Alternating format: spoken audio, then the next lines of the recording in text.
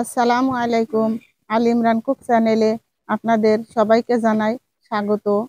আমি আজকে নারিকেল দিয়ে আর গমের আটা দিয়ে পিঠা তৈরি করে দেখাবো। চাল গুঁড়ো করা ঝামেলা ছাড়াই ঘরোয়া পদ্ধতিতে ঘরোয়া উপকরণ দিয়ে খুব অল্প সময়ের মধ্যেই এই পিঠাটা তৈরি করা যায়। তাই ভিডিওটি না টেনে সম্পূর্ণ ভিডিওটি দেখতে থাকুন। চাল গুঁড়ো ছাড়া আটা দিয়ে আর নারিকেল দিয়ে আমি কিভাবে পিঠা তৈরি করি। এই পিঠাটা তৈরি করতে কি কি লাগবে আমি আপনাদেরকে একবার দেখিয়ে দেব। আমি এখানে আটা নিয়েছি, এখানে নিয়েছি গরুর খাঁটি দুধ, এখানে নিয়েছি চিনি, এখানে নিয়েছি দারচিনি, এলাচ ফল, চীনাবাদাম আর নিয়েছি কিশমিশ। আর এখানে একটা নারিকেল নিয়েছি। এখন এই নারিকেলটা আমি ভেঙে কুড়াইয়ে নেব। নারিকেলটা আমার ছোলা হয়ে গেছে, এখন আমি নারিকেলটা ভেঙে নেব।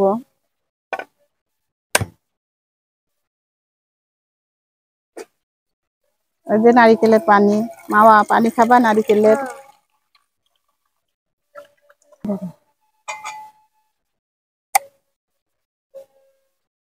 দেখুন কত সুন্দর নারিকেল, অনেক বড় এই নারিকেলটা আর খেতে খুব মিষ্টি। আমি এখন নারিকেলটা কুড়াই নেব।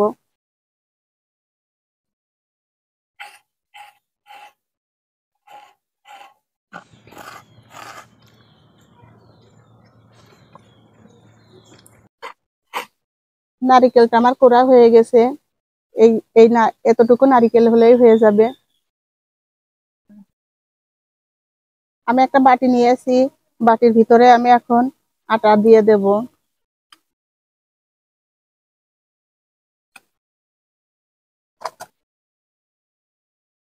নারিকেল কোড়া দিয়ে দেব।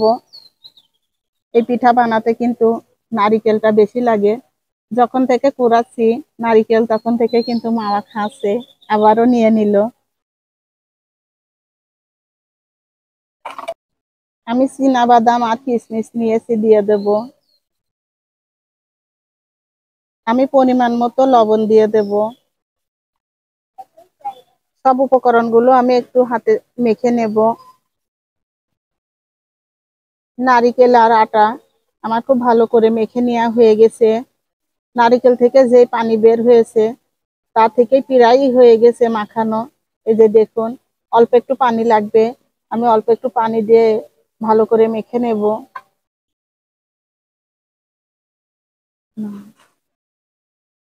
একটু নরম নরম করেই কিন্তু এই পিঠা আটাটা তৈরি করতে হবে।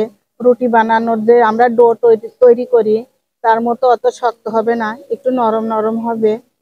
এভাবে আমি একটু বেশি সময় ধরে মুথে নেব। এখন আমি এর ভিতর চিনি দিয়ে দেব। চিনি দিলে কিন্তু চিনি দিয়ে আর একটু পানি বের হবে।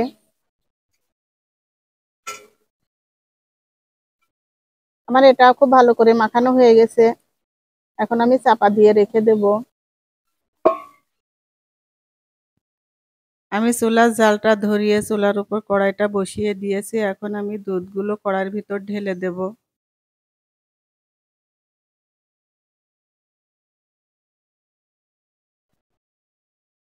দুধটা খুব ভালো করে ফুটে গেছে। দেখুন চারপাশ থেকে সর উঠে গেছে।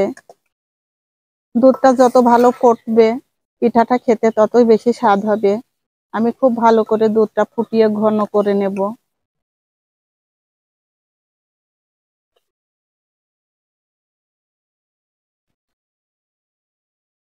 আমি 2টা এলাচ ফল আর 2 টুকরা দারচিনি নিয়েছি, দিয়ে দেব। আমি অল্প একটু লবণ দিয়ে দেব, চিনি দিয়ে দেব।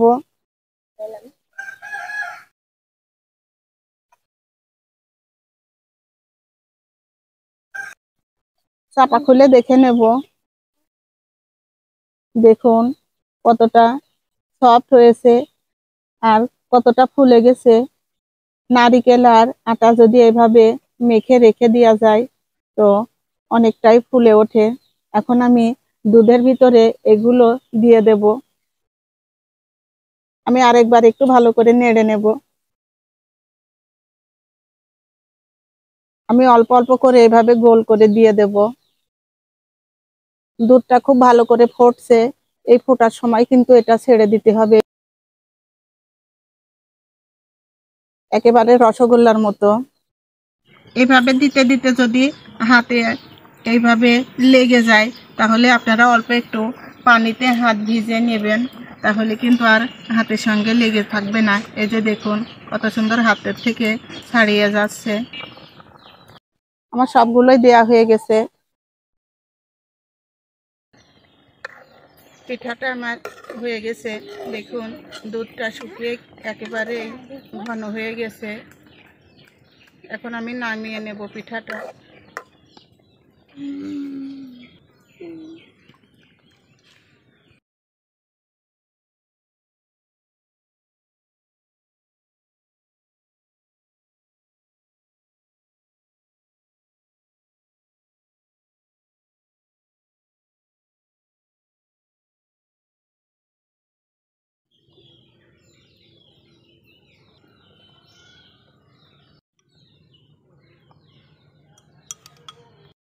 খেতে বসে গিয়েছি বন্ধুরা। আম্মু আজকে নতুন একটি পিঠা বানালো, খেয়ে দেখি কেমন হয়েছে।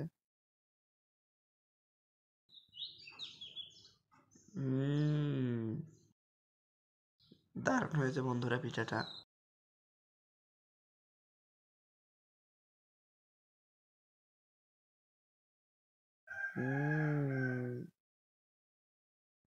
পিঠাটা মুখে দিতে বন্ধুরা চীনা বাদাম, কিশমিশ মুখে পড়ছে, অসাধারণ লাগছে।